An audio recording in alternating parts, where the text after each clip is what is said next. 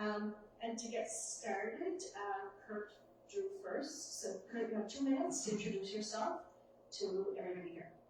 Good afternoon and welcome. Can you hear me? No. You good? Okay. Okay. My name is Kurt Ditner. I am the Liberal candidate in Cumberland North.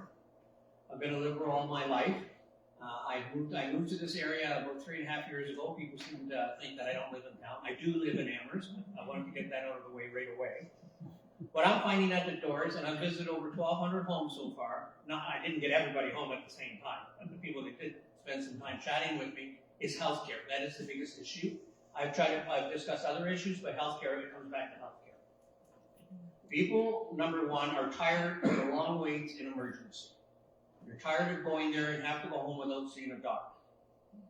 In this area, there's a lack of doctors. 21% of the people in Cumberland North do not have a family doctor. Waiting times to get a family doctor, from what I'm following up on, is about 3 years, which is too long. Especially families that have, members in their family that are ill, and they're very upset. And they're not crying on my shoulder, they're just trying to get me to understand all the problems. And my wife has had major problems with the medical system. The Liberal plan is that we're going to open 40 care clinics in the province, and we're on the list, number 5, because of our wait list for doctors at 21%. So I will push very hard to have a clinic here to light load the emergency. Right now, if you don't have a family doctor and you call that helpline, you don't get it answered, you're down to the emergency. And a friend of mine was just there, and they had over 76 people in emergency. So I'll just wrap up. Thank you for your time, and I got 15 seconds. So thank you. I'll let you move on. Thank you. Elizabeth. Thank you. I'd like to take an opportunity to thank the Chamber of Commerce as well as Don Ferris for organizing this event, and thank you to all that have come here today. Now, many of you know me already, but I thought I should make an introduction during my opening remarks for those of you that may not know. So I grew up in Linden, Nova Scotia, and my mother died when I was 5. She was only 28 from cancer. And that has led really my life mission, and that is to work to improve healthcare here locally as well as province-wide. I've worked as a registered nurse for 33 years. I'm still a registered nurse due to all of the bills that I've tabled in policy development. My dad had us grow up on a dairy farm. He is a hard worker, and he has bred that into my brothers and sisters and I. I am a hard worker as well, and work hard for the people of this area. In healthcare, I worked in recovery room, OR, cardiac, long-term care, acute care, prenatal. I've taught nursing at NSCC, and I've started 3 healthcare businesses here in the town of Amherst. I sold them in 2018 to women who worked for me, and they continue with those businesses today. For my education, in addition to nursing, I did a master's in business and MBA back in 2013 to strengthen my knowledge in business. I love my family. My husband, Murray, is here. We've been married for 33 years. We have 4 children with Thomas, Matthew, Joel, and Sharon, and we are proud grandparents. I love my family. I love my friends, and I love my community. I believe Cumberland County needs a strong voice. 15 seconds. We have unique circumstances here, being a border community. We all know that well. We need a strong voice at the table. We do not need a voice that can only say what a party leader tells them, and that is why I'm running as an independent for the people of Cumberland North. Thank you. Thank you.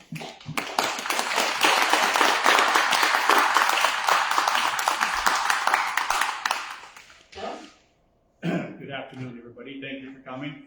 For those that don't know me, my name is Bill Dowe. I am representing the PC Party.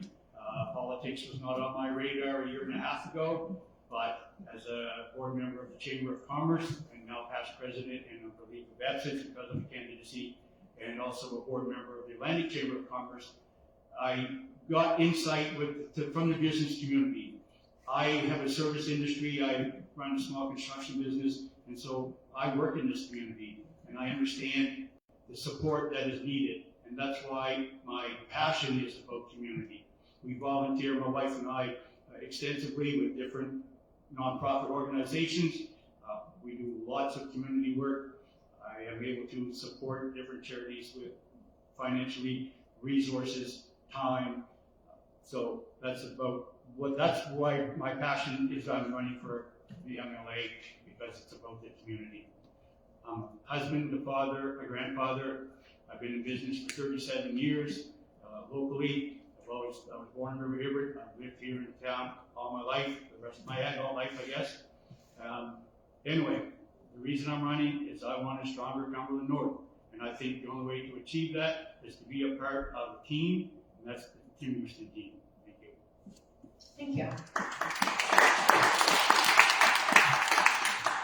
So our first question is going to go to Kurt, and if the other candidates want me to reread the question before you answer them, I'm happy to do that. So Kurt, supporting local businesses and creating jobs is essential for the growth of our community. What actions will you take to promote economic development here and to support small businesses in creating sustainable local jobs? Okay, number one, I think what we need to do is get more education, more professional trades in the area. I find that trades, if you're trying to get, your roof fixed, your electrical done, there's a lot of lacking trades. I would like to see also expand a trade school in the areas, and also develop a program that when you're renovating houses, to put people in homes, that you bring new talent, new skills into the job site, and that the money goes not only to building the home for people that need homes, but also we get the tradespeople experience, and to get them good paying jobs, so that then they can move on to buy homes themselves, and then you get the homeless off the street. The biggest problem with the homeless is that they don't have homes. We have to give them homes. We have to build small homes. There's lots of talks about it, but we don't have a tiny home. We need a tiny home program, so people, to get them off the street, you have to give them a home. You give them a home, and you give them food, and then they can become positive members of the community. Handouts, they don't want handouts, and I believe that we need to do is create good paying jobs in Amherst and the riding. For our city, town, and country to grow, we have to educate. I was a former trustee, and education is very important. We have to keep our kids in school and then promote trade schools so that they can get good paying jobs. Thank you.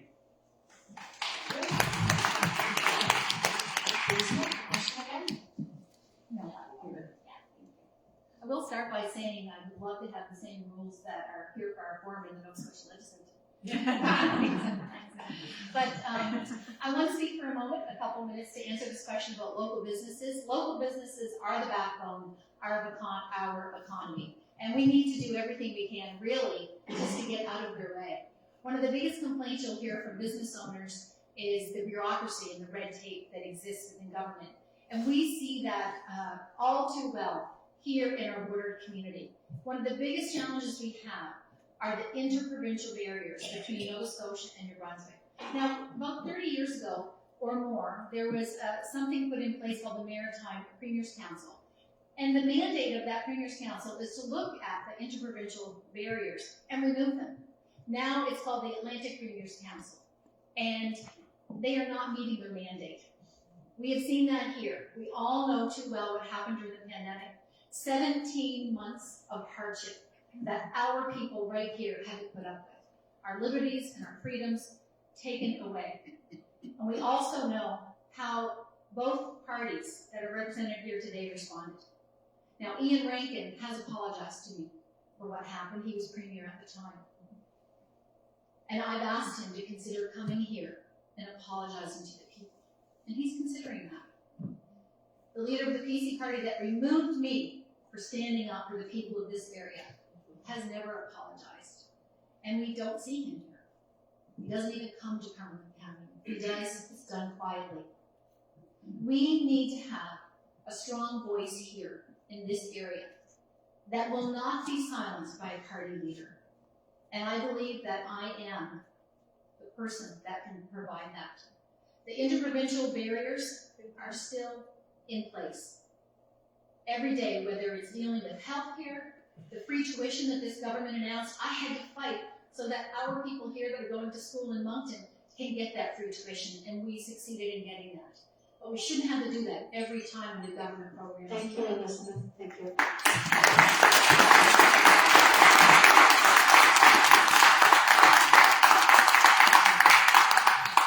Would you like the question again? Yes, please. Supporting local businesses and creating jobs is essential for the growth of our community. What actions will you take to promote economic development here and to support small businesses in creating sustainable local jobs? I would believe that I would continue with the practice that I do today. As a business owner, I support local business. We buy everything we possibly can in our own communities in Cumberland County. I buy all our autos here, our home appliances, our groceries, everything that my wife and I can possibly get, we buy here in Cumberland County. Our government is promising to lower the tax rate from 2.5 to 1.5% for small business. They're raising the threshold from $500,000 to $700,000 on a taxable rate. If you're a small business owner and a sole proprietor, the threshold for your basic person exemption is going from $8,500 to $11,500. If you're a sole proprietor, at the end of the year when your taxes are done, that is your income tax. That's how it's rated. It's not a corporate tax. So therefore, that raises that threshold by $3,000 annually, which is a big benefit to anybody that runs a small micro business as a sole proprietor. So promoting small business, promoting shop local, continuously shopping local, that's my answer to making a stronger economy in Cumberland North.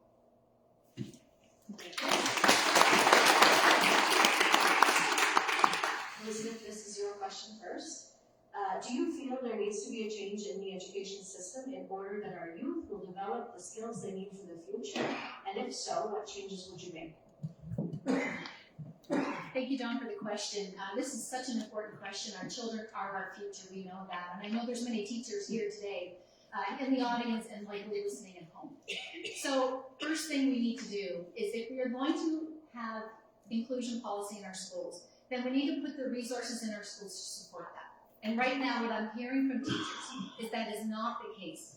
We have many children with special needs and identified needs in our classrooms, and the supports are simply not there.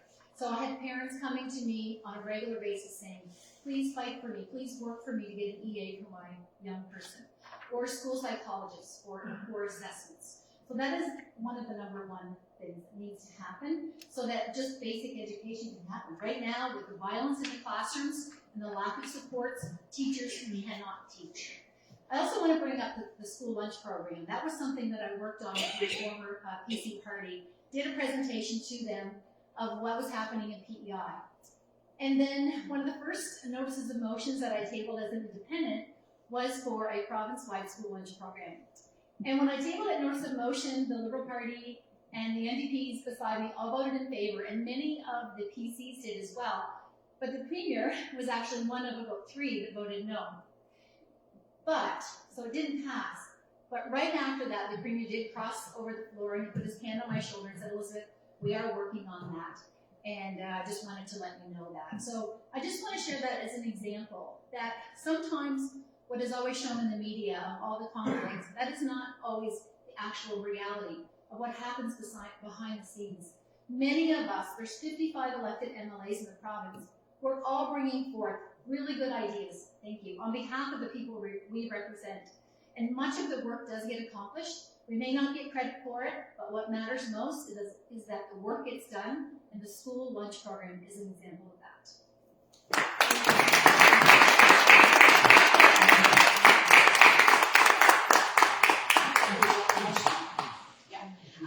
Bill, does your party feel there needs to be a change in the education system in order that our youth will develop the skills they need for the future? And if so, what changes would you make? So our government has recognized that there is an issue with that. They have always committed to building 7 new schools across our province. We have a large growth in HRM, which everybody knows. We've had a huge migration of people from across the country into our area, as well as immigration. And so that requires way more schools, more classroom ability, and more teachers. Our government is offering teaching jobs to every Bachelor of Education graduate in Nova Scotia. They've introduced cell phone restrictions. They're reducing daycare fees by 50%, which will be down to like $10 a day by 2026. They are offering for students that are taking up trades assistance with purchase of tools and tuition fees. So, yeah, they are making strides. I think like every business, and I refer to education on a business. However, where do we find all these teachers? We need more with all the influx of people that we have. So increase facilities at schools and the people to man them. EAs are a specialty, and where do we get those people? So we just don't pull them out of the cloud. They don't happen. It doesn't happen overnight. But our government is making strides, and we are working to make education better. Thank you. Thank you. Kurt, would you like the question again? No, that's fine. I understand education. I think it's a self-fulfilling promise. You know, you bring in a million people to come into Nova Scotia. Now you're promising the PCs are now promising another million. We don't have enough housing for the migrants. Our schools are overcrowded. We put a food for our breakfast program, lunch program in. We don't take into consideration her allergies and needs. That's just the basics. When your classes are overcrowded, you cannot teach properly. A teacher cannot have 30 kids in their classrooms. They don't get the education. Now, the programming, there's lots of problems in the programming. I mean, we can't just let the kids graduate and say, here's your early education. If you want to learn finance, go to the bank and borrow some money. That's what you get. What we need to do is have programs on business, economics, trades, mechanics, to start the kids off to see what direction they want to go and encourage them to stay in school to graduate and help them go towards the directions of college, to a college or to a university. You have to, we have to go professional. We have to get people fed. Kids cannot go to school on a empty stomach. So they have a program. They say, well, you pay if you can. Well, if your kid's having lunch, I mean, how are they going to rate how they pay? I think it's just drop the whole pay as you go, because that's not realistic. And we have to do is encourage more teachers, just like we have to encourage more doctors. We have to make programs for them. We have to get them certified. And if we have to reach outside the province to get other teachers, let's help them get recertified. Right now, to be a doctor, to get recertified, every time you take the test, it's $5,000. And the people coming here as immigrants trying to pay for their rent, $2,000 for their apartment, buy a car at 17% on refinance, housing that's going to double for 1 million people. There's just not enough money in the community to pay for it. And we have one of the highest, people are the poor. We got a poor driving. And you have to recognize it. Thank you. Thank you very much.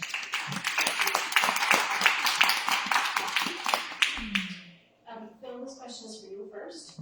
Due to the human rights remedy, people with disabilities are moving out into communities that aren't ready with the necessary accessibility supports. There's a great risk of these people living in a more isolated life than before. How will you work with the municipalities to meet their housing and support needs on a go-forward basis? Deep investment, affordable housing. So everybody that isn't connected to the business knows that to put up affordable housing the costs are astronomical.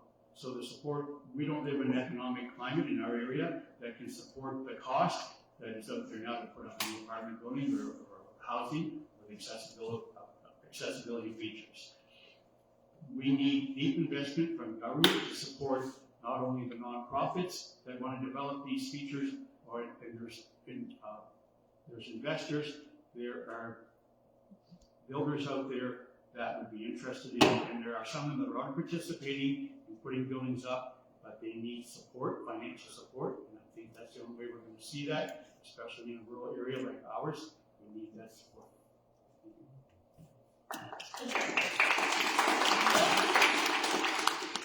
Kurt, do you want the question again? Yeah. Yes, please. Due to human rights remedy, people with disabilities are moving out into communities that aren't ready with the necessary accessibility supports. There's great risk of these people living a more isolated life than before. How will you work with municipalities to meet their housing and support needs on a go-forward basis? Okay, that's kind of a two-edged sword. People with disabilities have a hard time getting around. I'm going to go back to the healthcare for a minute.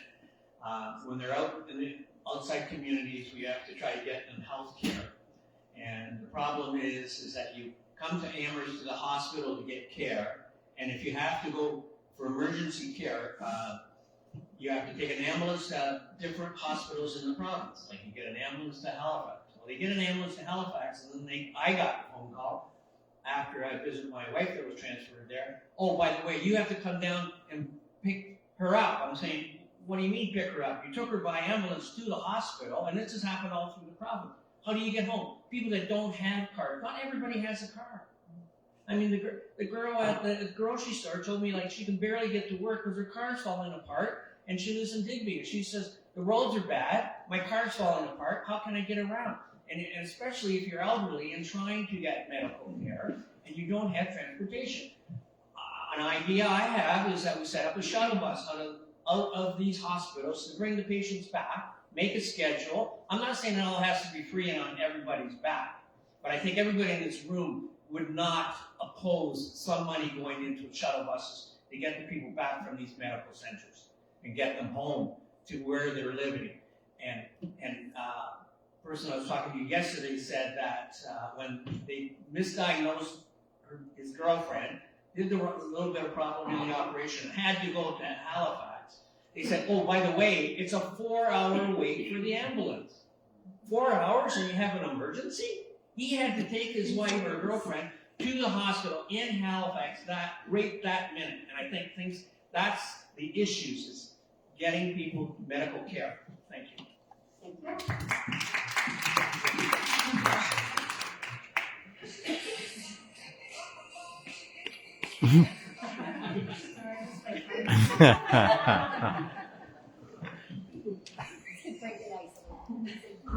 So this is a really important question, especially for us here in Cumberland County. This law that is forcing people that currently live in places like Sunset residential care facilities, they're forcing them from what is their home, and for some of them, they have lived at Sunset residential facility for 40 or 50 years.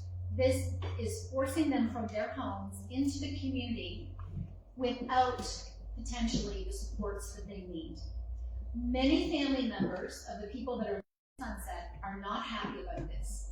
Recently, a few months ago, a family member came to me. They're very distraught, worried about what is going to happen to their loved one. So we requested a meeting with the Minister of Community Services, who is responsible for this. And he has refused to meet with the family member.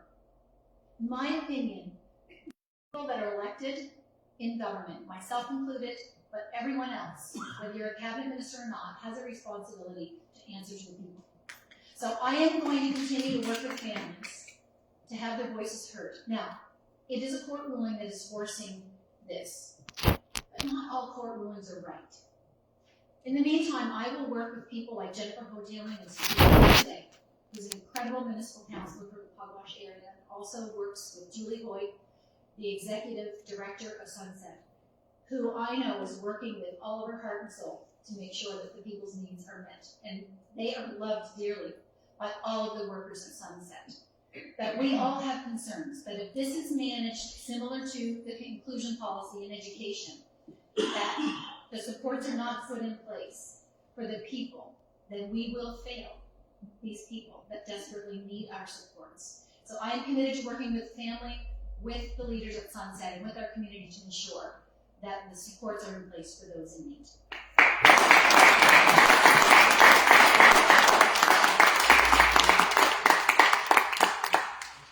Kurt, we're back to you now. Nova Scotia has one of the highest rates, one of the highest provincial rates of poverty in the country. People living in Nova Scotia struggle to meet the costs of everyday needs, expenses, and food insecurity. How do you or your party plan to address the high rates of poverty and food insecurity across our province? The Liberal Party has promised that we're going to remove 2% off the HST across the board. The PC party said that that was not feasible. There was no money for it. But then they turned around and said, oh, by the way, we are going to do 1%. Well, why would you call a snap election when this is a big tax issue? People in this county don't have that extra money. Why didn't you give us the 1% right away? Why do we have to wait for an election? Why do we have to wait till the spring? And are you going to do this just like your promise of fixed election? This is one of the biggest disappointments I've ever seen. I came involved in the Liberal Party, and then all of a sudden I get the nomination, and the next day he calls an election. Where's their fixed term? I don't understand. And you said you're going to fix healthcare. Healthcare is not fixed. Come on, that's all I hear. I want to improve healthcare, but it's not fixed. We want to increase the senior care grant. Currently it's at $750. We're going to double the care grant to $1,500. And the heating assistance program, which was higher, it's been reduced to $600. We're going to raise it to $1,000. It sounds like little stuff, but it's $250 here, $250 there, $500 there. It's a lot of money. Why didn't you bring these programs in when you were in power? And you don't need a new mandate when you already have a mandate. You already got a majority government. Why do you have to make an issue of, we're going to attack the federal government? No, we don't care about the federal government here. It's not the issue. These are provincial issues. We want to solve our own problems in-house in Cumberland North. Thank you.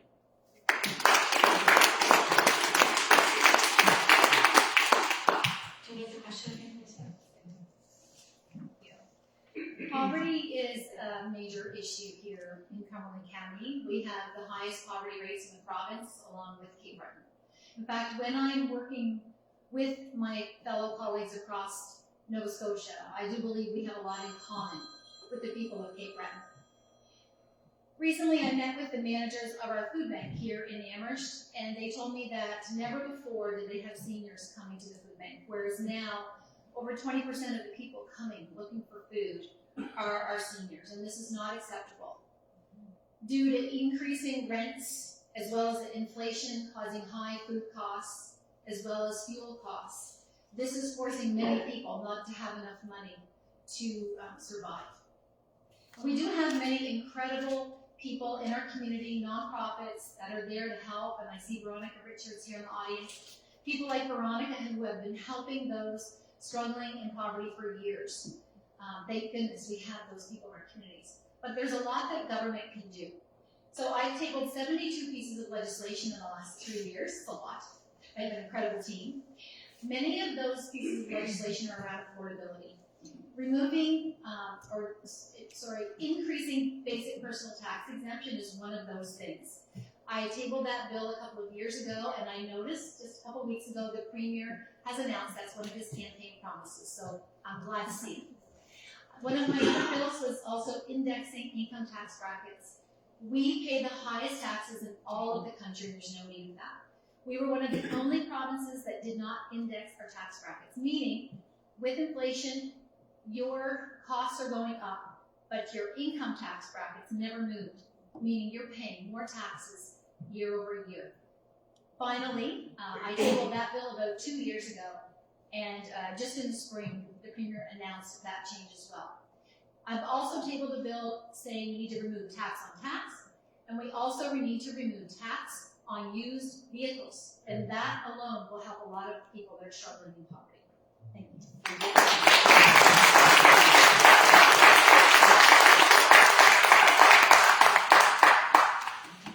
Would you like me to read the question again? Yeah, please. Nova Scotia has one of the highest provincial rates of poverty in the country. People living in Nova Scotia struggle to meet the costs of everyday needs, expenses, and food insecurity. How do you or your party plan to address the high rates of poverty and food insecurity across our province? So our government is promising us, this is a part of our platform, that they are cutting HST, which is no secret, by 1%. For anybody that, if you do the calculation, that could translate into $250 to $300 annually per person. They're giving us a tax break, as Ms. McCrossin pointed out, with indexing, which is now coming. The seniors care grant has been increased. Opportunities for skilled trades. So if you're working in a skilled trade, up to $50,000 of your income would no longer have the provincial tax applied to it. The school lunch program has been introduced, which would help families with the food costs. As we all know, that's huge today. Raising minimum wage, which will help. A power cap increased on to a 5% average across, so to help. So we don't have those big jumps in power rates. We know we're astronomical, already over the top. Fuel costs. There's some things that government can't do anything about, but we all know that fuel costs, our carbon tax that got applied to our fuel, everything runs, the whole world runs on energy. And so no matter when we go to the pumps, no matter what it is, farmers are planting their crops, harvesting crops, tending crops, moving them to storage, transportation, getting the goods to the stores. The carbon tax is crippling us. I know my own little tiny business, first quarter, we paid $600 and some odd in carbon tax alone. And that's just a small little operation. We need support. The food bank, we have a wonderful program that was started by one of our volunteers in the community. Everybody reached out with $10. It was a program to set up. There was 180 people that he was looking for to donate $10. That would pay the rent for the food bank. That takes a lot of the burden off them that they can increase with their costs. Yeah. We need some more support to help the food banks rent tax. Thank you.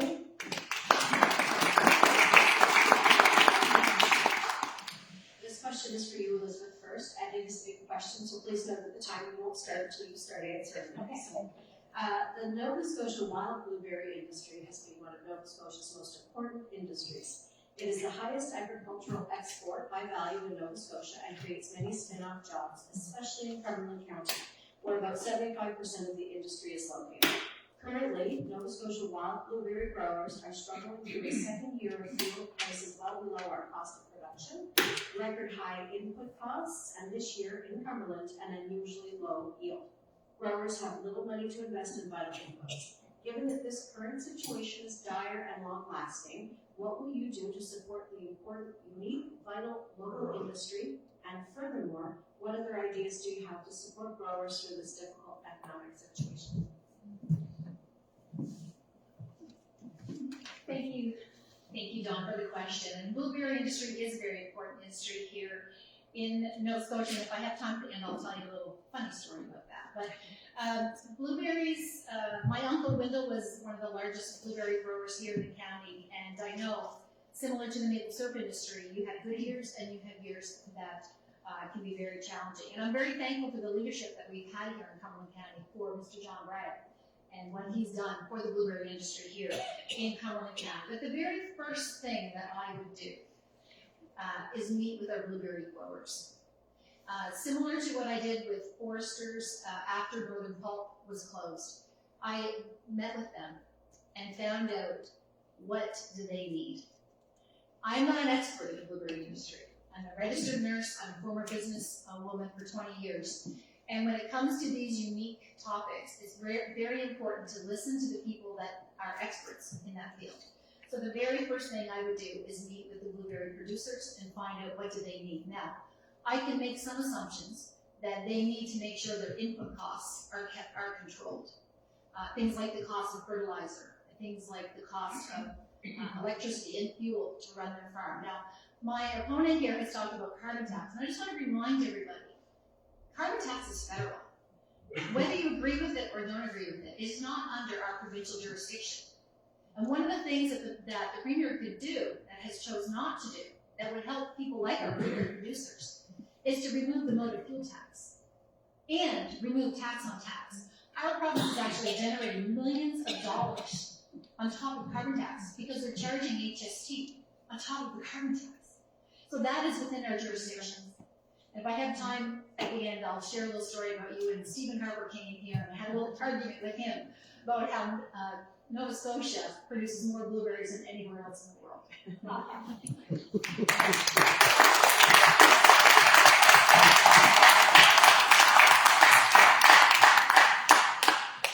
Would you like to read the question again? So Elizabeth is right.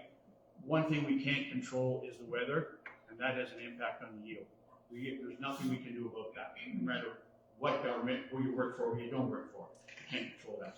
Input costs, the problem that we have today is we have like 3 major players in the blueberry industry. So the small guy, when he goes to buy his product, what he needs for his crops, he pays a way higher price for his product than a large corporation. So their costs are a little better controlled. The fuel tax, as Ms. McCrossin alluded to, farm machinery, so blueberries are considered agricultural. Farm machinery do not pay highway fuel tax. The tax exempt, and the HST is an input tax credit. So the highway fuel tax that we pay in our trucks on the road, that's exempted for agricultural equipment. How do we find a balance for the blueberry producers? There's already a Blueberry Producers Association out there, and I believe dialogue with them would lead them to lead us as a government to better understand their needs and what we can do to assist them.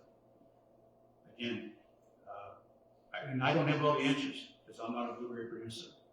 So, but anyway, I think there certainly needs to be dialogue, and we need to find bigger markets for our product. There's lots of markets already. To control the cost, that's the biggest thing we can do, is to help them control their cost.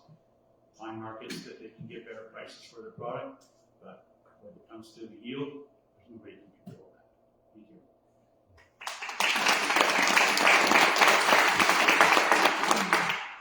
Kurt, do you need the question again? No, thank you.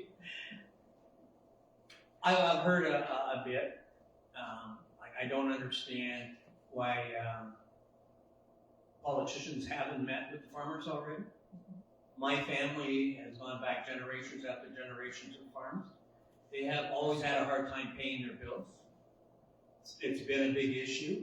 I have friends that are in the blueberry business in this area. I think we have to set up why hasn't the government met with them already? Like, what are we waiting for? Are you waiting for a disaster so you set up a special commission and maybe you can fly around the world and study it? I think what they need is help now. And the carbon tax is a provincial tax. When Tim Houston came into power, he scrapped the trade tax that was in before. So carbon tax was put in with this government. That's the truth. And the Liberal government, the new Liberal government, which I'm going to be part of, so I can represent you in Parliament through the parliamentary and party system. That's where it has to be fixed. And we're going to get rid of the carbon tax, and we're going to go back to trading cap. And it's going to come off your gas tax. Not axe the tax, just change the tax, okay? Let the polluters pay. I'm an environmentalist. I know that can hurt sometimes in the world, that the polluters will have to pay. They're making their rewards, they're paying their bills. The corporations run the world, and we all know that. But why should you and me have to pay that carbon tax? That is ridiculous. So I will stand and eliminate the carbon tax. And it is a provincial mandate. And there's people sitting at this table who know that that can change. And they can all get together and get rid of it with a new government. Thank you.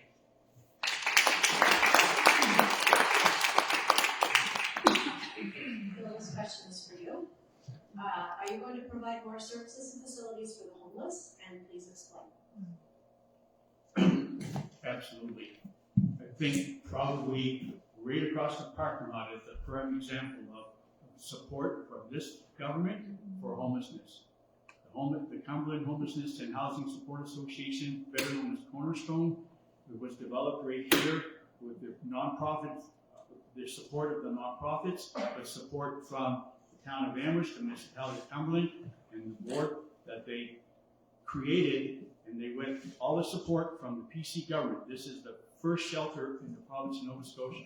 It is now a model for other province or other parts of the province that they are coming to study this operation to see how it works. They have now approached Cornerstone about developing a youth shelter, specifically for the youth in our area. They are so pleased, so impressed with the performance of this shelter and what it has done for the community. The police are so happy with it because they know if there's a problem, they can go there because they're not scattered all over town anymore. So it's a big deal, and we just need to, now that our government understands the issue and they see the success that it's having, I think you're going to find out that we will be seeing more of this across our whole province.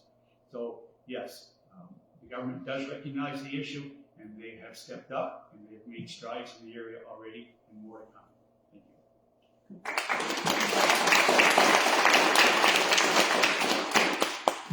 you. Question? Oh, yeah, I'm gonna take a road, and I hope you don't fall off your chair. I have dealt with the issue of homelessness, drug addiction, and mental health, and trying to help.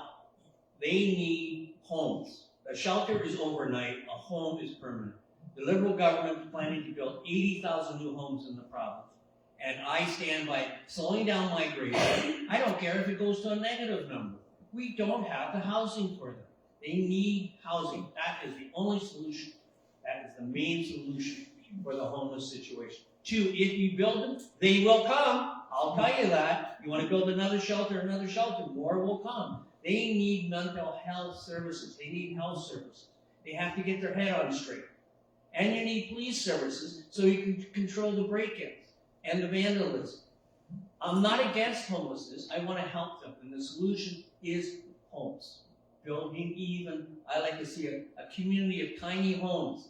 And I was reading an article that the tiny homes they're trying to build, they can't even put it on a trailer. So you build them at a manufacturing site, you can't even take them to that site. They have to be built on the site because they won't fit or wide. They're too wide for the trailers. I mean, construction, politics has to get together, and we have to support. Even I would even support trailers.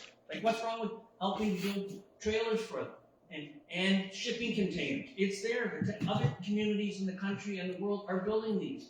And we can get them off the street. And that's the solution to homelessness. Thank you.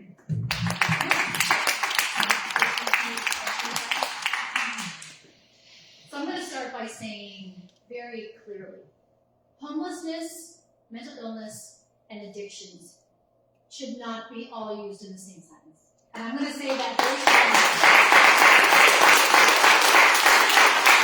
There are many people living in our community and across this province that are homeless because there is simply not a place for them to rent that they can afford. They do not have addictions, and they do not have mental illness. So I want to say that how important it is to make sure that is clear. And in fact, many of the people that find themselves homeless are women and children because of intimate partner violence. And this is a topic that has not been discussed during this election.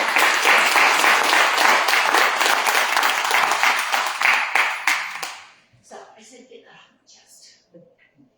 When it comes to homelessness in our community, I can only say how proud I am of the people in our community, whether it's Chief Pike, whether it's our social workers at DCS, whether it's our organization, Cumberland Homelessness Society, and others. Back 2 years ago, I had many people come to me very privately and very publicly to say we need to find a way to make sure that we do not let anyone die in our communities due to cold exposure because of the number of people that did not have a place to live and were living in tents on the marsh, out at Blair's Lake, and more. And I called a meeting. 49 people came to the table, and the very first thing I asked people to do was to take a sticky note and write on that sticky note the name of someone they love, and then put it aside. And then a little later on in the meeting, when we got talking about people that are living unsheltered, I asked them to turn that sticker over and to say, the person we're talking about is that person. And that helped remove any judgment. It helped make sure that our conversation was fully focused on ensuring that we take care of those in need in our community. And I'm so proud that we have a shelter. We have a place for people where people can go if they are in need in this community.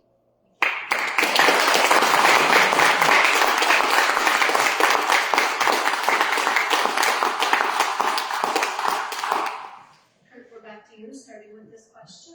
Libraries are an invaluable third space in our communities. They're not private, they're not commercial, and they're worthy of strong protection and expansion. What would you do to commit to providing public libraries with adequate resources and funding for appropriate staff and infrastructure to meet community needs? The libraries have to be funded.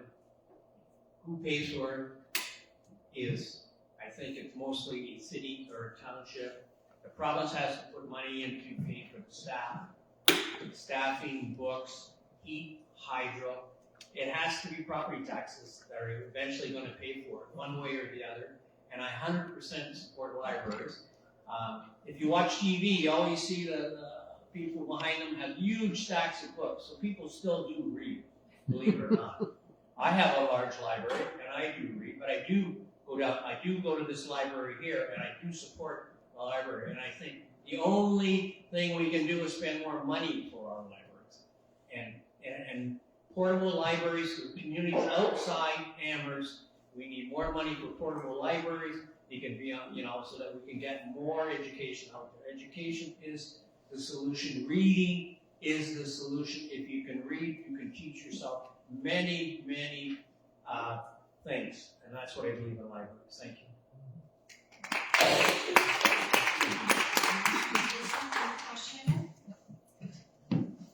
That's great. Thank you very much. Libraries are such an important part of our communities. Here in Amherst and Cumberland County, I want to say a shout out to Denise Court, who leads our library work here in the county. And back before the last government change, she and many others across the province really rallied for change. And they got that change, and I supported that change, which brought a significant additional funding to the library systems here in the province of Nova Scotia, whether it's the provincial funding portion.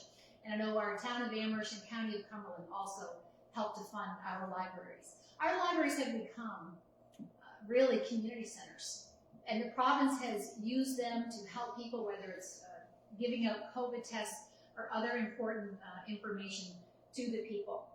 In Pugwash, we're very proud to have a new library investment in the county of Cumberland, along with provincial funding, as well as private funding through some many incredible local donors, made possible a brand new library in Pugwash. So I'm very proud of the work that's done in our libraries here in Cumberland County, the commitment that the community has to libraries. I've heard loud and clear.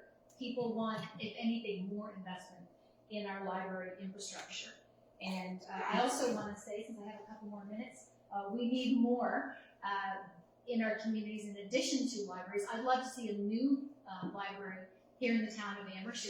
It's right beside my office, so I see how busy it is, and it's quite crowded, and there's very little space for growth. So there's a lot of potential there when we're looking at infrastructure money that is needed here in Cumberland County. A new library is part of my list when I'm looking for provincial infrastructure money, along with money for a new provincial museum, new NSCC campus, the expansion of our industrial park as well, and there's more to come.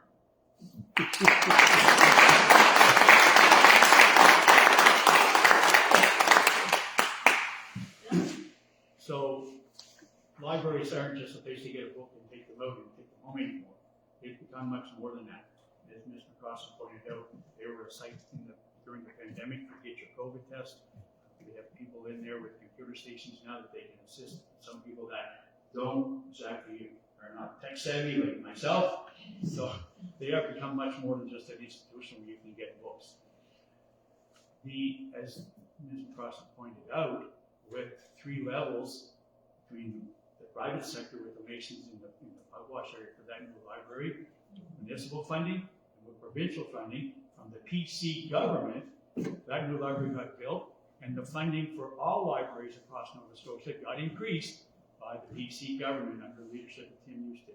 And as your MLA, I would fight for more increased funding for our libraries in Cumberland North. Thank you.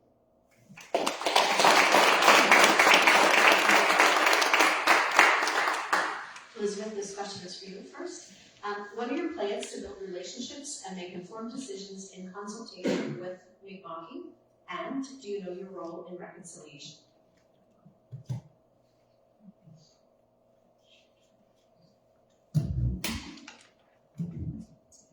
Thank you for this important question. The Truth and Reconciliation Commission provided those directly or indirectly affected by the legacy of the Indian residential school systems with an opportunity to share their stories and experiences. I wanted to start my response with that. This summer I attended a meeting at the Malagash Community Hall, where one of our own residents living right here in the town of Amherst shared her harrowing experience at the Shubenacadie Residential School. Now, I had met her before, but I did not know that she had suffered greatly and was torn from her family to go and live there at Shubenacadie and experience severe abuse. It was one of the more emotional things that I've experienced serving the people of Cumberland North, hearing her story, and her daughter sat with her and held her hand. It was the first time that she ever shared her story publicly. And I couldn't help but be affected as a mother, just thinking about her mother and how she must have felt having her children torn from her, with really one of the specific goals was to also remove their culture and to try to train in the white people way. I can't imagine what that must have been like for her mother and for all of the mothers, and how that period in our history affected the Indigenous people. And it's going to take a long time to heal. And I do believe it will take all of us to have more opportunities like I had this past summer to listen, just to listen and hear the stories of the people and what they experienced, and then to learn from those, and to all make a commitment that we never allow history to repeat itself.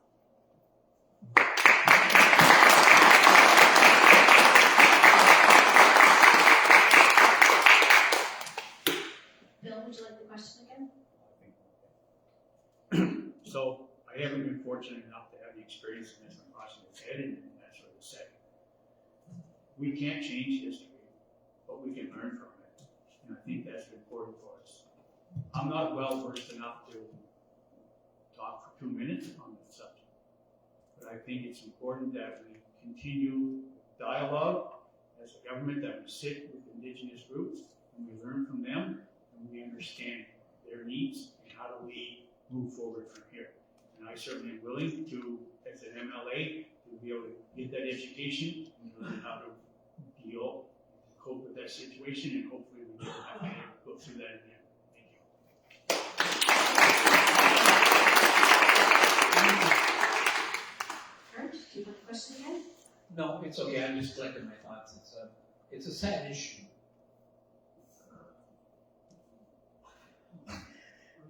I'll pass. Give me a minute. I'll tell you the story. It was just wrong. There's missing children. Treaties broken. People torn from their homes. I'm 5%. I found out in a DNA test I'm 5% Native Indian, 3% French Cajun, 2% New Orleans French Cajun. Now, my family came from Newfoundland on my mother's side. When they came from Ireland, they got chased out of Ireland during the potato wars. They moved to Newfoundland.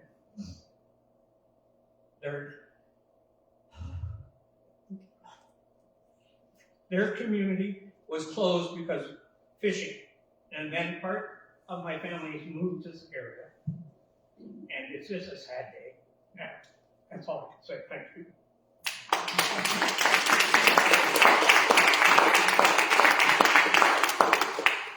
Thank you, Kurt. Do you need a break? Bill, this question is for you first. The Coastal Protection Act will provide protection for our vital coastal ecosystems, eliminate inappropriate coastal development, and preserve the dynamic and resilient nature of our coasts to better withstand climate change. Does your party support the enactment of the Coastal Protection Act to protect our coastal communities and the ecosystems they rely on? Coastal protection. We live in a province surrounded by water. No part of our province is any more than something like 60 minutes away from the water. The climate, our ecosystems are definitely important. In my mind, I don't think there's a blanket policy that you can throw over the whole province and say this is what has to be. Because every section of our coastline is unique. Every county has their own unique situation. And I think there needs to be, in my mind, a dialogue. We rely on the experts in any particular county to come together with our provincial experts and and say, this is what we need in our section of the county, this is what will work for us, this is what won't work for us. And I think the only way to get a proper plan in place will be to rely on those experts and those local municipalities to bring you that information and to formulate a plan. Thank you.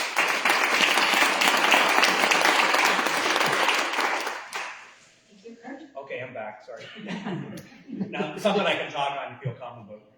Totally opposed to their plan, the PC plan about coastal protection. We have to bring it back as a Liberal plan, and the province has to step up. The Liberal Party will step up and bring the Coastal Protection Act and not just let it sit on the table and then not be enforced. We will enforce it, we will help pay for it, and we will protect the homeowners living on the coast. Thank you very much.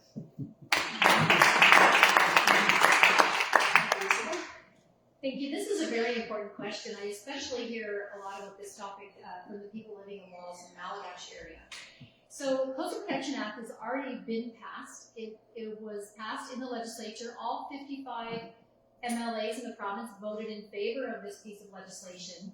However, once the Premier came into power 3 years ago, he has chosen not to proclaim it. So this legislation already has passed, included, he also voted for it. So we're not quite sure why that they are refusing to take it to the next step. Protection of our coastal areas is absolutely vital, and nothing more is more important than the Isthmus of Chignecto, for example. And I do want to speak for a moment about the concern that I have with the current plan that the PCs have in place, and that is downloading responsibility to our municipal governments. And I've heard from many of our municipal leaders that they simply do not have the staff to handle this initiative. And they don't have the staff expertise, nor can they afford to hire that. And there are 49 municipalities throughout all of Nova Scotia, and the current PC plan is to ask each of those municipalities to be responsible for coastal protection in those areas, when many people believe, including the Premier when he voted in favor of this piece of legislation, that it's a provincial responsibility. So I do support that. And I do think we need to look at some of the promises that are made, things like bringing back local decision-making in school boards. That wasn't done. This is also another broken promise, as well as this election. This election should never happen. It's not necessary. It's a waste of taxpayers' dollars. The very first piece of legislation that the Premier tabled was a fixed election date. We're supposed to be going to the polls next July, but yet here we are. So this Coastal Protection Act should be proclaimed by this government. It's a provincial responsibility, and they should take responsibility for it. Thank you.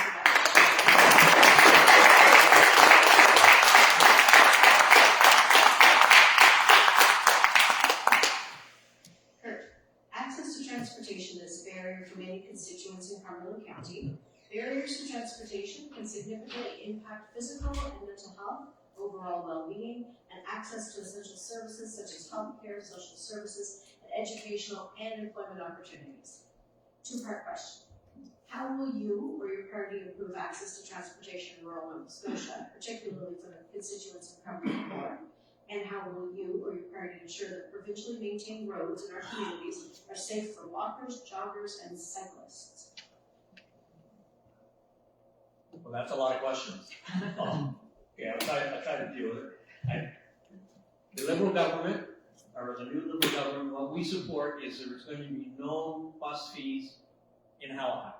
I know we're not in Halifax, and most of the people in this room probably don't really care what happens in Halifax, but that's our guarantee. We're going to drop the fees to get on the buses. And I think that we need to set up a link here in Cumberland North to get people around, the shuttle bus services, help the people out. Call on demand. I haven't heard that, where you can call the shuttle bus, they'll pick you up. They call on demand, get bus service to the smaller communities. It's very important. Again, we go back, we need health care, we need transportation. It's $300 to take a cab if you have to go to Thurl and back. And I'm sorry, I can't even afford $300 for some of the medication they tell me I have to pay for. I wouldn't have the $300. So when you can't pay for your groceries, how do you pay for your medical? How do you get to these other hospitals? It's just not going to happen. So people just get sicker because they can't afford help. We have to give them help. We have to set up a network. I would work on getting a network of little community buses to get people around. Bigger, expand it bigger. Get the government. I hate using government. I hate big government. But we will have to get government, the provincial government, involved. And I really believe I just answered all the questions. Thank you. So I'll let that go. Thank you.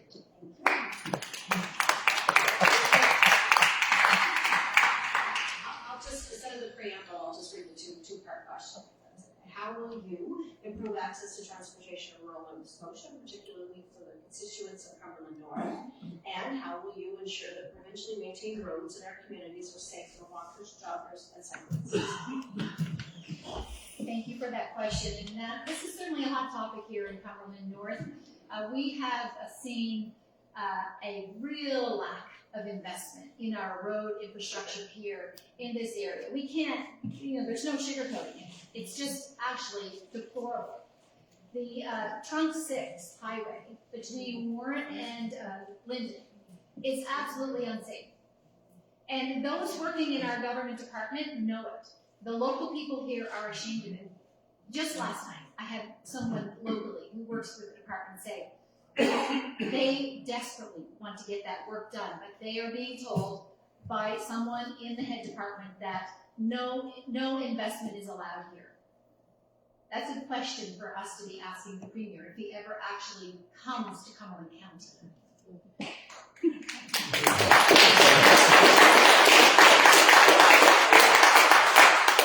The Oxford Creek culvert is a perfect example.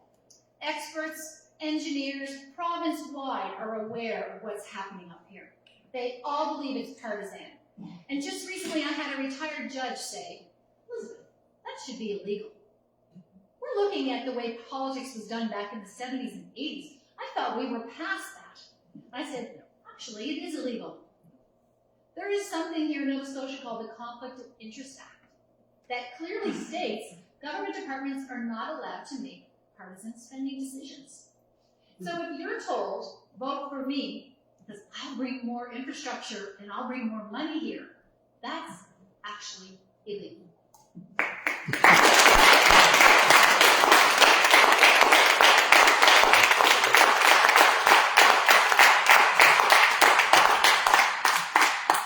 you want the two questions again? Please. How will you or your party improve access to transportation in rural Nova Scotia, particularly for the constituents of Cumberland North? And how will you or your party ensure that provincially maintained roads in our communities are safe for walkers, joggers, and cyclists? So I won't get into a diatribe about who's to blame for the poor conditions. What I will say is this. First of all, our province, our county, our riding alone stretches from Amherst Point all the way to Malaga. We don't have the numbers to support a mass transit system. We need something, I agree wholeheartedly. CCTS, which you already know, they seem to be running at max capacity most of the time to get people to our regional hospital or to other appointments, because they do handle other appointments. We need a subsidized system. What that would look like, I have no idea as of yet. Small vans, we don't have room for big buses like they have in MHRA. We definitely need some sort of a subsidized transit system. I think that would take some dialogue with our community leaders in the smaller communities, Pugwash, Wallace, and Allagash, and to figure out what that would be. And then how do we fund that? We know everything has a price tag. The vans to operate, to haul people around, insurance to move people is astronomical, the cost of fuel and operation. But I agree, and I think our government I would be pressing for to have something like that instituted here. When it comes to active transportation, we need more trails with connectivity. We need to be able to get people around on foot, on bicycle. We need to get our walkway from the town of Amherst to our regional hospital completed so people can get there on foot. If we have people that are out moving actively, so if you're walking, hiking, or on a bicycle, to get from one place to another, we've got trails, don't get me wrong, we've got trails, but are they connected to the right locations? And if we can get people active, that means that we're going to lighten the load on our healthcare system. And we have less people that are ill, they're more active, they're healthier, and we have less people waiting in ER to be treated. Thank you.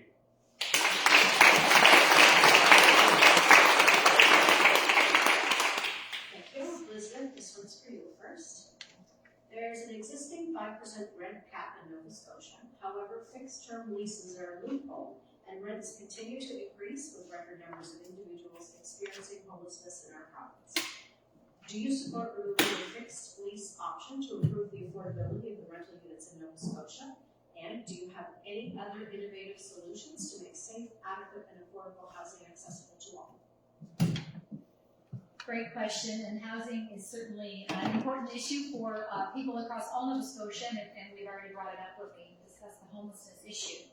Housing has been in short supply here, and about 2.5 years ago, I held 2 public meetings on housing. I invited our Department of Housing representatives here to Amherst, and they came, along with our federal counterparts as well as our municipal leaders at the time.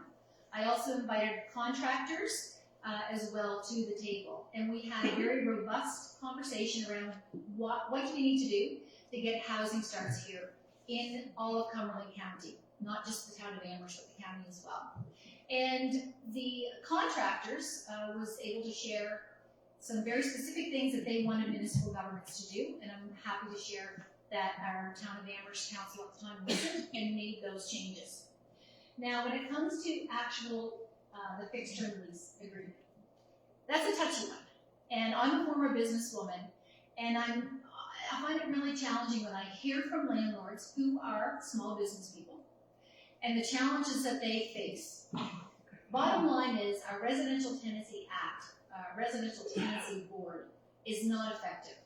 No one's happy in this province, whether you talk to landlords or tenants, no one is happy. So I do believe there needs to be an overhaul of the Residential Tenancy Act. We need to bring stakeholders to the table, both landlords and representatives of tenants. I am hesitant to take away the ability for a small business owner to control who they have as a tenant. I will say that. They're business people. I have some people here in this town of Amherst, that is their retirement plan. They bought buildings, invested so that they can have a retirement plan. And sometimes if they have the wrong tenants, it causes a lot of distress, and it's very hard on their business. But tenants have rights too. Thank you. Thank you.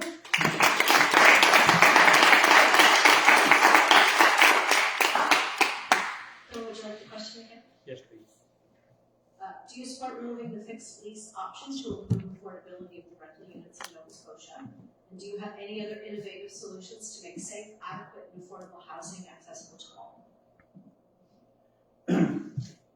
Do I read that again? Just the first part, Don, please. The preamble is there is an existing 5% rent cap in Nova Scotia.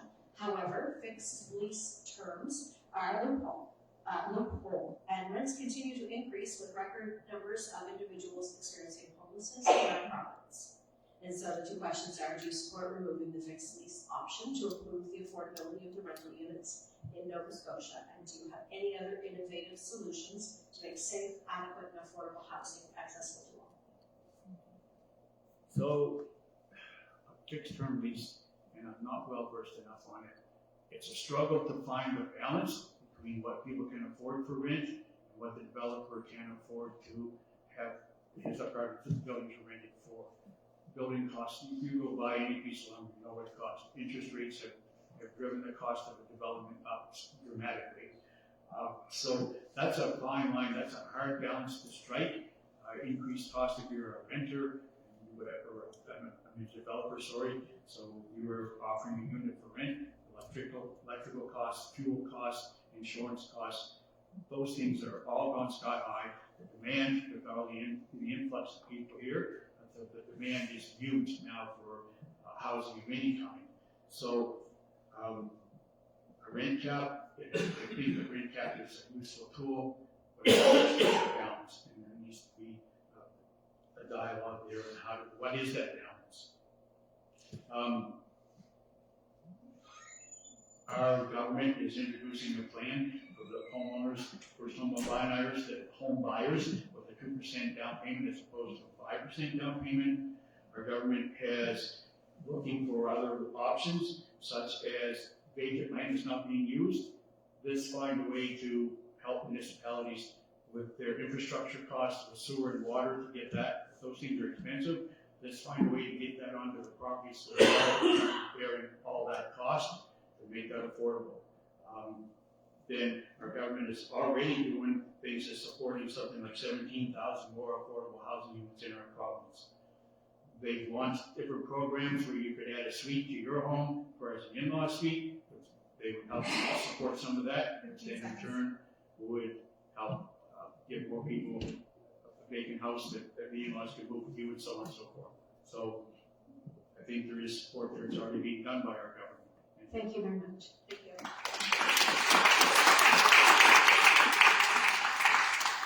Kurt, would you like the question again? Yeah, I need more time. Okay, I'm going to go back on the second question, the previous one. Collected my thoughts for a minute. The Liberal Party is planning to put money into the rural roads. Spend money. I don't have to stand here and promise Tim Horton cards to have your vote on saying that we're going to improve rural roads through the province. I don't understand why the money doesn't flow through the pass. Half the time you can't drive through the pass. And number two, we have to improve highway infrastructure. And we're promising that we're on improving highway infrastructure. I'm cutting this short because I'm not promising anybody to vote for me and then I'll give you the money. It's okay, I have my own money. I'd like you to vote for me so that I can represent you in Parliament. Now, let's go on to renters and tenants. I've been a landlord for 20 years. What you have to do, build nice units, keep the rents affordable, don't increase them, and the tenants will stay. If you don't fix the toilets, you don't fix the showers, the building is falling down, the tenants are going to leave. Fixed term leases, right now, we've got a row of fixed term leases, 1 year fixed term lease, then you go month to month. They cannot get rid of you. They cannot use fixed term leases to evict you. And they can't turn around and say, my cousin's moving in, or my brother's moving in, and you have to leave, or renovation eviction. And they end up putting a fridge in, and you're gone, because you don't know what's going on. And we have to make penalties. So when the laws are broken, people pay the fines. Now, the cost of inflation. Well, it's not 5%. We've heard for the last years, it's inflation that got our food prices, inflation our gas prices, inflation with our mortgages. Well, now we're down to 1.5%. Why is Houston's government doing a 5%? That makes no sense for the tenant. No, that's up. And the electrical rates that they're promising, they're going to do some study on the average rate increase across the provinces to figure out what they're going to charge in Nova Scotia. Just say 2%. Thank you. Thank you. Thank you very much.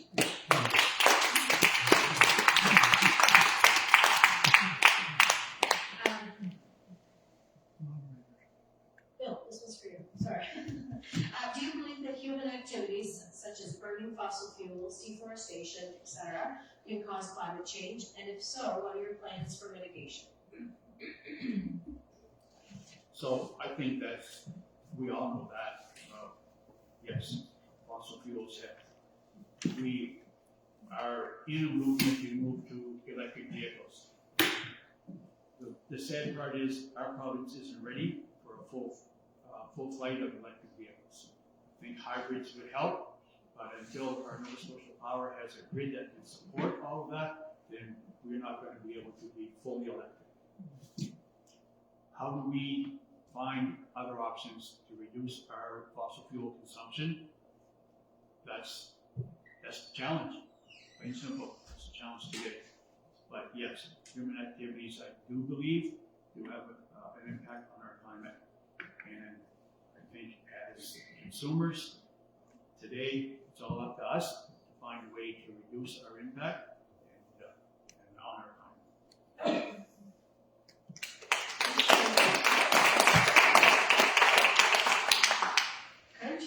Do you believe that human activities such as burning fossil fuels, deforestation, etc., can cause climate change? And if so, what are your plans for mitigation? Yes, we all realize that we do leave a not that I would like to see right away to have the coal burning plants shut down, but we have to move towards that direction and have the coal plants shut down and substitute that with wind tunnel, like windmills, like getting green energy here. We're gonna have to build wind farms. We're gonna have to get off the coal. They did it in Ontario, and they did it too quick, and the rates went too high. So I say we have to plan a 5-year plan on how to shut down the coal plants and open up and build more wind tunnels or windmills. And the government, I think, has an idea that there is a problem. The carbon tax is not the solution, because what you're doing is we're paying for it every time we go to the pumps.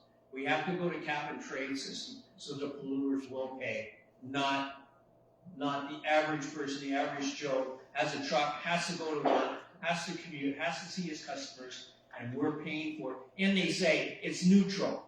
I'm sorry, my refund check just doesn't cover my fuel costs, so I don't believe what they're telling us on the radio. Thank you.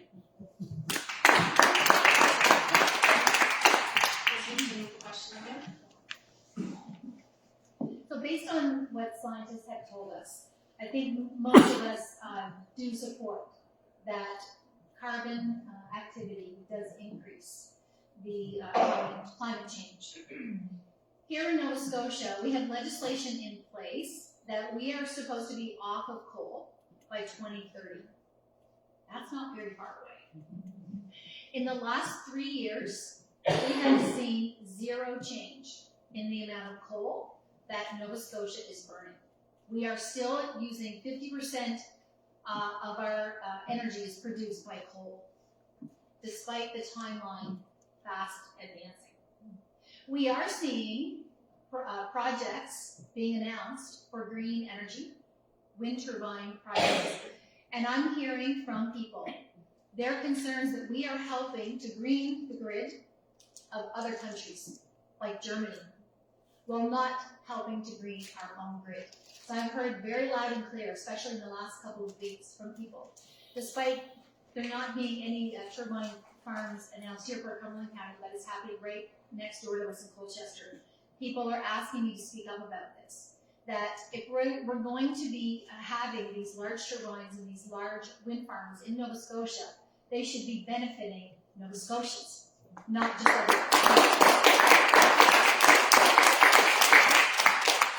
I also looked to other provinces like Prince Edward Island that really have impactful programs that help people to get off of fossil fuels.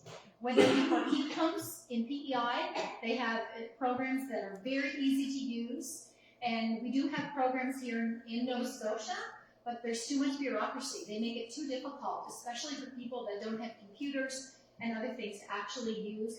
And when it comes to electric vehicles, if we're going to have a rebate, it needs to be a meaningful rebate, like PEI, where it's around $13,000 or $15,000. Otherwise, it's just not enough to be an incentive for people to move from a gas fuel car to electric. Thank you.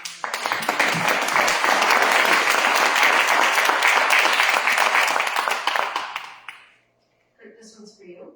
What do you see the top 3 pressing issues for Cumberland North? And how do you propose to highlight these issues with members of the provincial legislature and keep those same issues you've identified at the forefront? Okay, I would say the 3 issues is 1, improving healthcare. I could say it 3 more times, but I think number 1, make life more affordable, scrap the tax, cut the tax, eliminate the tax, and increase housing, build more housing, cut the immigration down, make life more affordable. A lot of the plans, the HST, take 2% off, take off the HST off all groceries in the grocery store. Not when you're getting a granola bar and you have to pay taxes on a granola bar, but you don't have to pay taxes on your bananas. I don't know. I look at the tax when I get my grocery bill and I can't figure it out, so we're going to eliminate it. That's the easiest way to figure it out, and the money will go in your pocket. I think we have to keep rent controls down so people can stay in their homes. That make life affordable. You cannot. I don't understand how you can have a 2-bedroom apartment $1,500, a 3-bedroom apartment for $2,000. People have to live like 3 or 4 family members just to pay the rent. I just don't know how they can afford to live. And then they go to the grocery store and they look at, when bologna is more expensive than steak, there has got to be something wrong here. I can't believe it. And I love bologna. So I think they're the 3 main issues: healthcare, affordability, and housing. Thank you.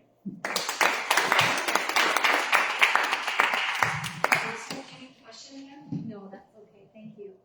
So I believe healthcare is the #1 issue, and I believe that's what I'm hearing from the people here in this area. We've made some significant positive changes here in Cumberland North, Cumberland County, but we need more. So through the work with community members, we've been able to bring dialysis unit here to Cumberland. We've been able to bring cancer care. Now we have hired a new physician and nurse to administer systemic chemotherapy in our hospital. That was a change that was brought to me by Gwen Kerr and Diane Bacon at the Foundation, sharing with me that we're the only regional hospital that did not administer chemotherapy.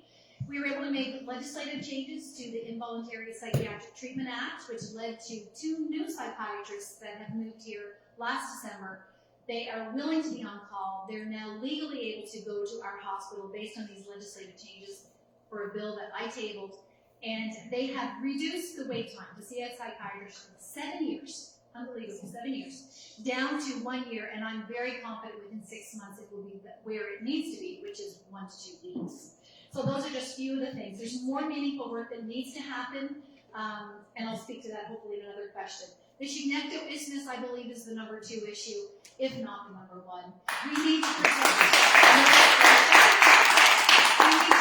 protect our supply chain. We have the Atlantic Trade Corridor going right through Cumberland County and the Chignecto Isthmus, and we need to ensure that that is kept secure. Whether it's Trans-Canada Highway, Sea and Rail, electrical infrastructure, telecommunications, we need to protect it, and that work should have started 3 years ago.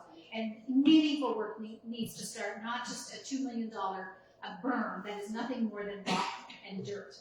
Affordability is the next issue. We need to make life more affordable for the people of all Nova Scotia, and really we need to work with our maritime region, remove interprovincial barriers, and make sure that people can afford to live here in the Maritimes.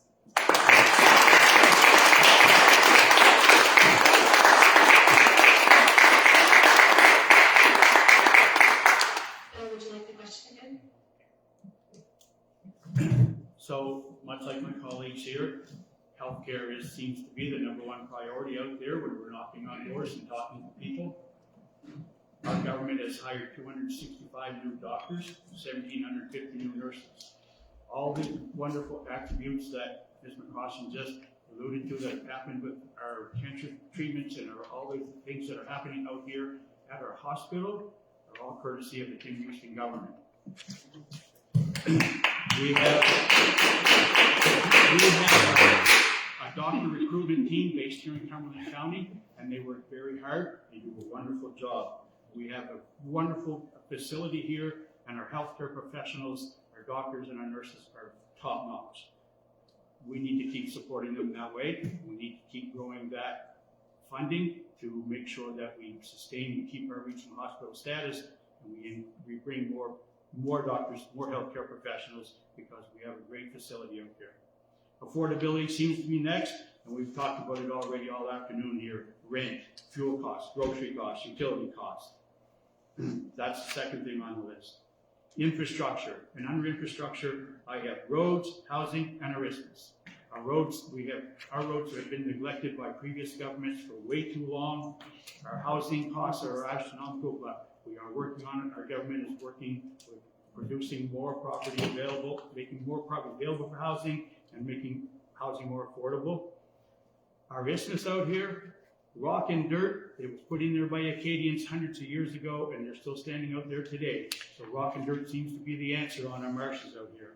And there are shovels out there, there are excavators, and there's dozers out there working, hauling in thousands of tons of dirt to build a berm to protect our isthmus, which is a Trans-Canada Highway that links us with all of the rest of the country.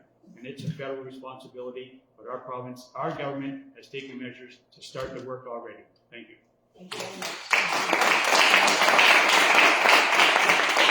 for the election. Elizabeth, this one's for you. What will you do to either invest in or encourage stable, long-term agricultural investments so this generation of farmers can survive and the next generations thrive to the benefit of the community as a whole? Thank you for that question. And improving local food and access to local food has long been something that I believe is very important to all Nova Scotians. We import over 90% of our food that we eat in this province. And when we look at the risks to the supply chain, especially from the Chignecto business, it makes it even more imperative that we focus on growing more of our own local food here in Nova Scotia. For that reason, I've long supported work to be done in our agriculture industry, and one of the things that I advocated for with the Minister of Agriculture was to actually have an office from the Department of Agriculture here in Cumberland County. There's been such a move of centralization of power, centralization of government over the last few decades, and we've seen all the decisions being made out of Halifax, whether it's in government departments or in political parties, and that does not serve you, the people. So that is one thing that I advocated for, and I was really pleased to see a few months ago, there is a provincial office of agriculture here in Cumberland County now. I was also really pleased to see Houston, the Premier, pass a bill that I tabled to make sure that our hospitals and our provincial jails use local food first. So that was a bill that I tabled a couple of years ago and recently passed in the Nova Scotia legislature. Not with my name on it, but that's okay. As long as the work gets done, I am happy. So what farmers are telling me is they need help to ensure that input costs are kept down. So making sure we lower and control our electricity rates is really important for our farmers.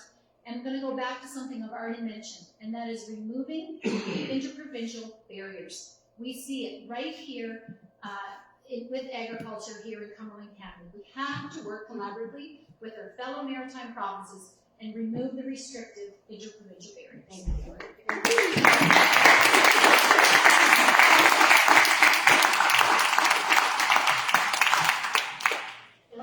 Do you have a question? Yes, please.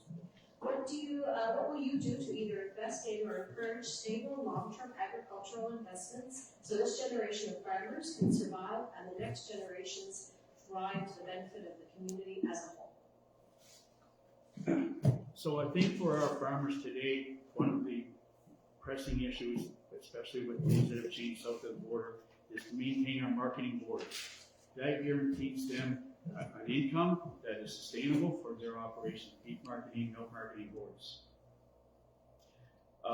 The agricultural rep that Mr. McCrossin has brought up, that was reestablished. We always had one in Napan at the research station, and when it was taken away, it got reestablished last year, courtesy of the Kim Houston government. In talking with some of the farmers, one of the things that they have a preferred tax rate. We have all kinds of vacant farmland here. If we have new young people that want to come here, then let's find a way to get that land that is not being utilized into their hands. Let's get it operational. Let's help them. Let's assist them to get their farming operations up. Because we have some people that are living here that are interested, and they are starting small, but to acquire land to work with, it's a costly venture. The other problem that the farmers are telling me they're dealing with, that they see facing, is that some of our farmland is being bought up by people from even outside of our country, and then it's sitting there dormant, not being used, but still only being taxed at an agricultural rate, which is very low. And it should get, if it's being used, it's not being used as farmland anymore, and let's get it taxed at the appropriate rate that it should be. Thank you.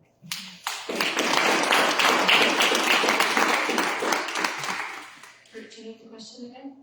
Sure. Okay. What will you do to either invest in or encourage stable, long-term agricultural investments so this generation of farmers can survive and the next generations thrive to the benefit of the community as a whole? Okay. Something I promised I wasn't going to get into, but since it's come up, yes, I think the new government in the United States is going to come after us on our supply management, where we set up a marketing board, we set up the price of eggs, we set up quotas, contracts. They don't like it. They want to get access to our markets, and we don't want them in our markets. We are happy. The Canadian system does work. So that is under attack. Now, the family farms are under attack. Corporations want to come in here, just like rental buildings. It's a number game for them. They're buying, in the rental industry, I know they're buying up 60% of the rental units in Canada. And their bottom line is to make huge profits. So the market is going away, like the small landlord and tenant landlord is dying. It's expensive to run the small buildings, and corporations are taking it over. It's happening in farms. The big farms are taking over. The little home farms, the family farms don't exist. I think we have to change our tax structure. And the worst thing that's happened, from what I can understand, and I do know tax law and property tax laws, I do have an economics degree, I've studied business management, computer systems, is what they're going to do with the capital gains that nobody talks about. They're increasing it from 50% to 75%, and they say it's not going to affect us. Yes, it's going to affect us, our farms. It's going to affect us, apartments. It's going to affect your cottages, your second homes. A lot of people in this area have cottages, and what they want to do is tax it at a 75% rate. And it's going to happen. They try to blend it over with a tax advisor, and he's going to help you save money, but a lot of times they make the money. Anyway, we've got some big issues in supply management, and I work 100% to save our supply management for the farms. Thank you. Thank you very much. So we're down to the last question. Bill, this will be yours first. What will be your party's approach to resource development and the growth of the industry in Cumberland and in Nova Scotia?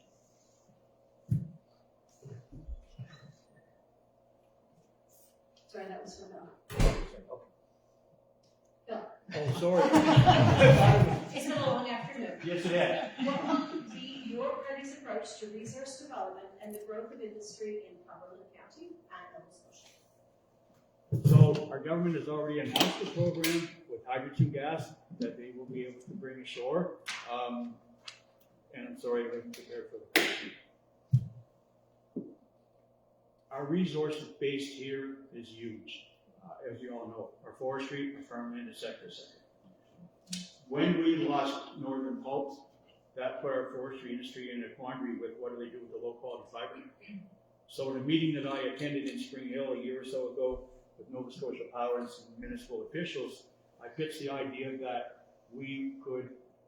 I thought it was feasible, Nova Scotia Power could build a generating station here that would utilize that low-quality fiber and get us off of the coal, get us off of oil, because when Fiona went through, we had so much downfall, and again, low-quality fiber not being used. Let's utilize that to generate power, low-cost electrical power here in Cumberland County, which will then reduce our cost and help our industry. I think hydrogen gas will be the sale of hydrogen gas is going to be a big infrastructure, an economic boom for our county, for our province as a whole. That's it for me. Thanks.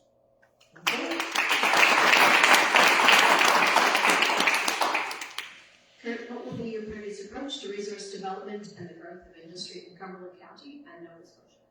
Okay, well, I support industrial growth. Now we can look at the pulp and paper industry. When I grew up in Quebec, that was a big money maker. So it can be a big money maker here too. I know there's going to be a new pulp and paper plant mill going to be built. The other one was closed, I think, on a lot of environmental issues. So we've got to also make the polluters pay, but we also got to keep the industry. So there's got to be a very fine line of keeping business here. This used to be a really big, shipping manufacturing. Because of the free trade agreement, a lot of industry has left this area. We have to bring the industry back, work at improving pulp and paper and the forestry industry, cut their costs through heating or transportation costs. And the other item that I consider an industry in Nova Scotia is lobster. Lobster is an industry. I support lobster fishers, but I do not support illegal catches being bought by the brewery and processed. If If it's an illegal catch, it should not go to the processing plants. That should be stopped, and the only way to stop that is fines. I know it's called the lobster war, and we're facing it, and we have to face it right up front and say, no illegal lobster catching. And the only way to stop it is stop the sale of the illegal lobster. Support pulp and paper industry or the forestry industry. Give them some tax breaks. Give small businesses tax breaks. And I want to, just so that everybody's on the same plane, I'd like to see growth in this riding. I'd like to see farms grow, family farms grow, get the heating costs, electrical costs, and really look at it and not just put a cap of 5% or 8% for electrical. Electrical has been out of control, and it's a driving force for expenses for business people. Thank you very much. Thank you very much. So this question uses the word, what is your party's approach? And it's just a good reminder for us that decisions like resource development should not be made by political parties. Decisions for resource development should be made by the people of those areas. And I've learned that because people spoke to me loud and clear when I would talk about like all the resources that we have here in Cumberland North, like deposits of uranium, deposits of copper. And I've heard from people loud and clear that we have too many rivers and lakes to be developing many of these resources. So any resource development must be done in collaboration with the people that live beside and around these rich areas. And hydrogen gas, like my opponent talked about, sounds great, but it shouldn't be just benefiting the people of Germany and large corporations. It should be benefiting the people of Nova Scotia.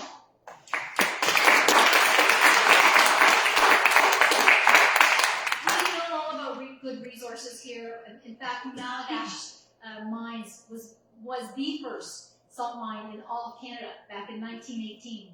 And we're proud owners of 2 other salt companies here in Cumberland North, out in Napan, Compass Minerals, and in Pugwash, Windsor Salt. So I'm very proud of the work that is done by the people here in our area in those mining industries.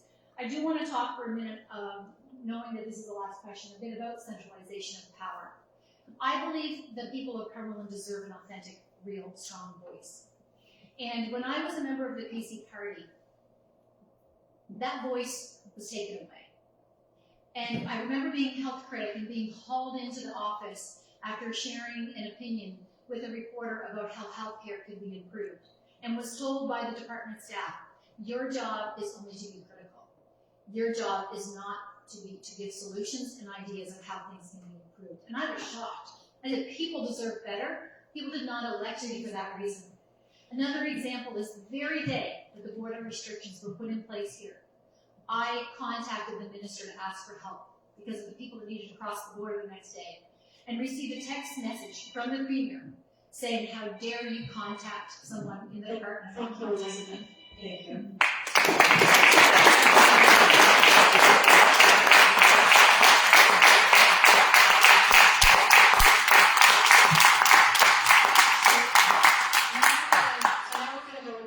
Order of the 2 minutes to your final closing remarks. Let's start with Bill. Just put me on the spot, I wasn't expecting that.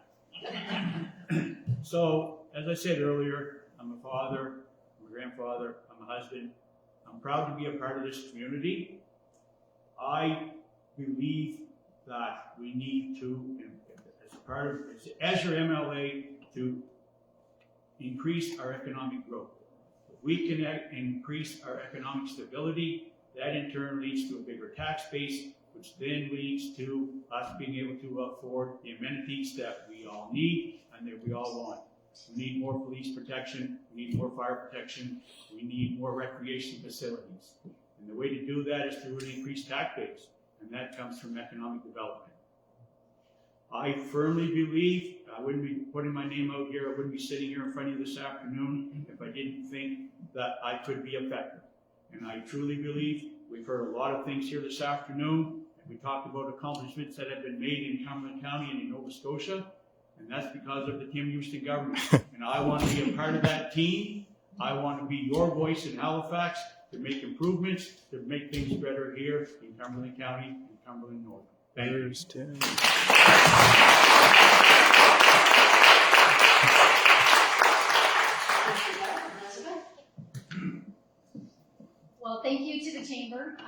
and to Dawn House for hosting this event.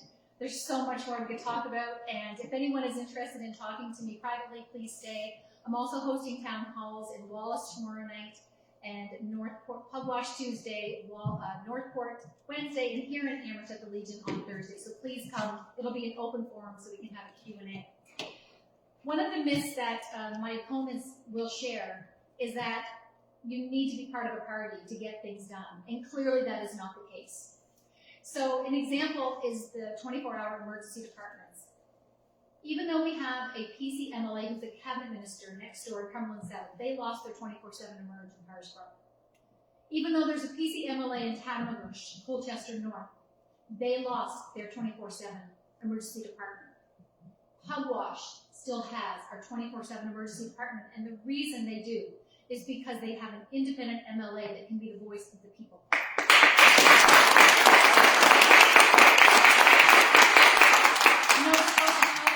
Plans for all 3 hospitals to lose their emergency departments and turn them into urgent care centers, which are a glorified doctor's office. It's not what the people need. And Pugwash still has a 24/7 department because they have an independent.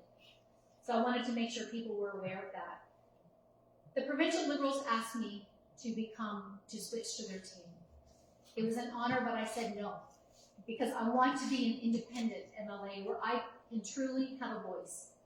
The members of the PC party still work with me behind the scenes. I have meetings with cabinet ministers, I have meetings with deputy leaders, and we work to get things done, because that's what the people deserve. They don't deserve party politics. They deserve to get things done. And as an independent MLA, I am committed to working 150% for the people of Cumberland North. It will be my honor to continue to be your MLA, and I ask for your support.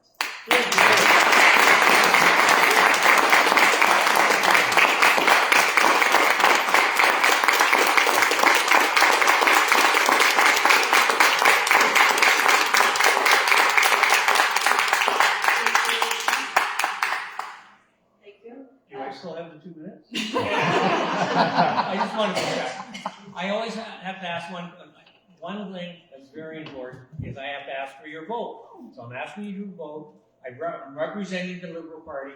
I did all the checks and balances when I applied, did the nomination. I trust the Liberal Party. I trust the leader of the Liberal Party. And I promise I won't be fired from the Liberal Party. That's my opinion, and it differs from other people at the table. Now, okay, well, I'm a Liberal. I believe in negotiations. I came here not to be attacked on my beliefs, and I would like to have a minute to speak. Now, on the march, the Liberal Party will start work the day we start the government, and we will work with the people. Most major projects, 50% comes from the federal, 50% comes split between New Brunswick and Nova Scotia. We will pay our part of the project, and we will start that right away. And on the wind power generation, we promise that none of that power will go to Germany. It will stay in Nova Scotia. We're not going to sell it to Quebec. We're not going to sell it to New Brunswick. It's going to stay here. And the reason why I'm running is I love Amherst, I love the community, I love the people. I may be the new fish in the marketplace, but I'm here to listen to you, work with you, and represent you. And if you have problems, I want to listen to you, and I will represent you in all levels of government. The first day, the second day, the next month, the next year. Thank you very much, and I count on your support.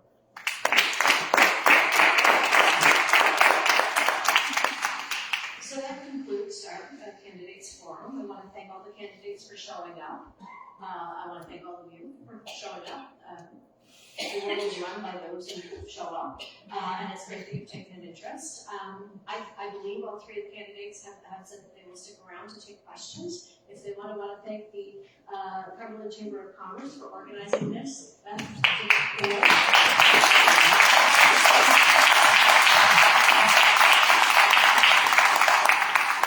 Thank you very much. Don't forget to get out and vote. Thank you.